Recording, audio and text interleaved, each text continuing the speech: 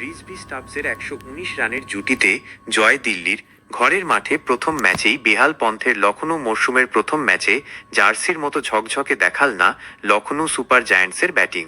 চেনা পিচে দিশাহারা ব্যাটারেরা দলকে খাদের কিনারায় ঠেলে দেন। বোলারেরা চেষ্টা করেও দিল্লি ক্যাপিটালসের বিরুদ্ধে হার বাঁচাতে পারলেন না। আইপিএলের শুরুতেই হোঁচট খেল নতুন জার্সিতে ঝকঝকে সঞ্জীব গোয়েনকার দল। দিল্লি ক্যাপিটালসের কাছে ৬ উইকেটে হেরে গেল লখনৌ সুপার জায়ান্টস। প্রথমে ব্যাট করে ঋষভ পন্থেরা করেন ১৪১ রান।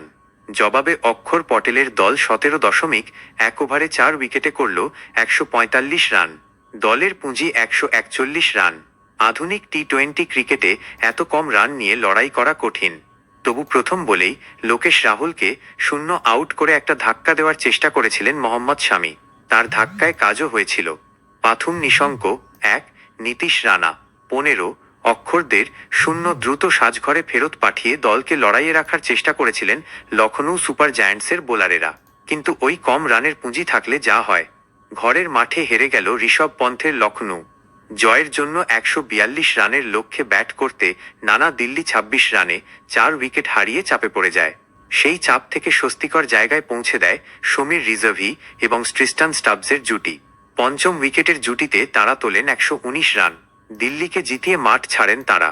রিজভি ৪৭ বলে ৭০ রানের অপরাজিত ইনিংস খেললেন ৫টি ৪ এবং ৪টি ৬ সাহায্যে। স্টাবস অপরাজিত থাকলেন ৩৯ রানে।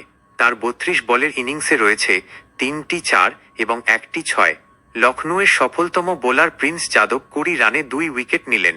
১৯ রানে ১ উইকেট মহসিন খানের। শামির ১ উইকেট এল ২৮ রানের বিনিময়ে। অনরিক নখিয়ে, শাহবাজ আহমেদেরা বল হাতে দাগ কাটতে পারলে না। মরশুমের প্রথম ম্যাচে জার্সির মতো ঝকঝকে দেখায়নি লখনৌয়ের ব্যাটিং।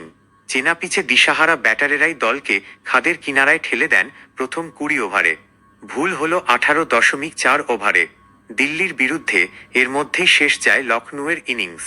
লখনৌ অধিনায়কই শুরুতে আউট হন ক্রিকেট শিক্ষার্থীদের মতো ভুল করে।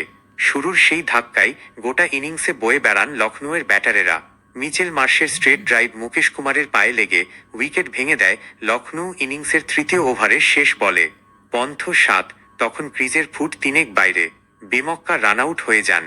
এরপর থেকে নিয়মিত ব্যবধানে উইকেট হারায় লখনৌ। অ্যাডেন মার্করাম ১১, আয়ুষ বাদনি ০, নিকোলাস পুরানেরা ৮ দলকে ভরসা দিতে পারেননি। চাপের মুখে ২২ গজের এক প্রান্ত আগলে রাখতে পারেননি মার্শো। তবু তিনি ২৮ বলে ৩৫ রান করেছেন ২টি ৪ এবং ৩টি ৬-এর সাহায্যে। ৬ নম্বরে নেমে কিছুটা লড়াই করেন আব্দুল সামাদ। তিনি করেন ২৫ বলে ৩৬। মারলেন ৩টি ৪ এবং ১টি ছক্কা। রান পেলেন না লখনৌয়ের পরের ব্যাটারেরাও। মুকুল চৌধুরী করেন ১৪। বাংলার শাহবাজ অপরাজিত থাকেন ১৬ বলে ১৫ রান করে। ৩ বোলারকেও ব্যাট হাতে অসহায় দেখাল। মোহাম্মদ শামি ১, নখিয়া ০, মহসিন খানদের ০ থেকে কঠিন পরিস্থিতিতে একটু দায়িত্ব নেওয়া উচিত ছিল।